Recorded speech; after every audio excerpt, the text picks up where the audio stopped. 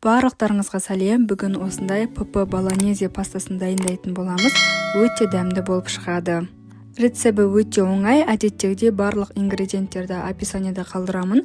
Ең алдымен көкөністерді турап аламыз. Сарымсақ, чеснок және бір помидорды ұсақтап турап алдым. Енді сковородкамызды орташа отта қыздырып аламыз. Ешқандай май қоспай, ең алдымен фаршты саламыз. Оның үстіне сарымсақты, помидорды, чеснокты қосып, барлығын жақсылап араластырамыз. Дәміне қарай тұз, бұрыш және паприка қостым. Барлығын жақсылап араластырып алғаннан кейін бетін жауып, 5-10 минуттай бұқтырып қоямыз. Көкөністер қосылған фарш біраз бұқтырылып, өзінің суы шығады.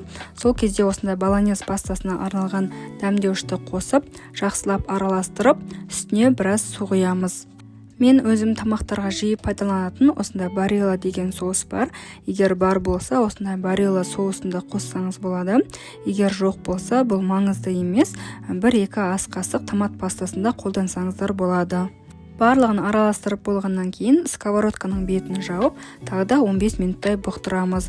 Бұқтырылып болғаннан кейін үстіне осындай сырды сеуіп, плитаның астын өшіріп қоямыз. Тұздығымыз дайын, енді спагеттиді пісіретін боламыз. Мен алдын ала кастрөлге тұзды су қойып, қайнатып қойғанмын. Енді оған спагеттиді салып, 12 минуттай қайнатып пісіріп аламыз. Спагетти дайын болғаннан кейін суын сорғытып жақсылап сүзіп аламыз. Оны дайын тұрған болонез тұздығына араластыратын боламыз. Біздің пастамыз дайын болды. Бұл пастаның калориясы аз, себебі біз ешқандай майға қуырмадық, бірақ соған қарамай өте дәмді болып шықты. Егер сіз салмақ тастап жүрген болсаңыз, дәмді тамақтардан бас тартпай, осындай ПП болонезе пастасын дайындап көріңіз, өте дәмді болып шығады. Бұл жерде ең бастысы қолданатын фарш дүкеннен алынған майлы фарш болмау керек. Өзіңіз үйде дайындаған постный фаршпен жасауға кеңес беремін. Егер рецебім ұнаса, лайк басып, комментарий жазып, каналға тіркелуді ұмытпаңыз. Мен оңай әрі қолжетімді ПП рецептермен бөлісемін.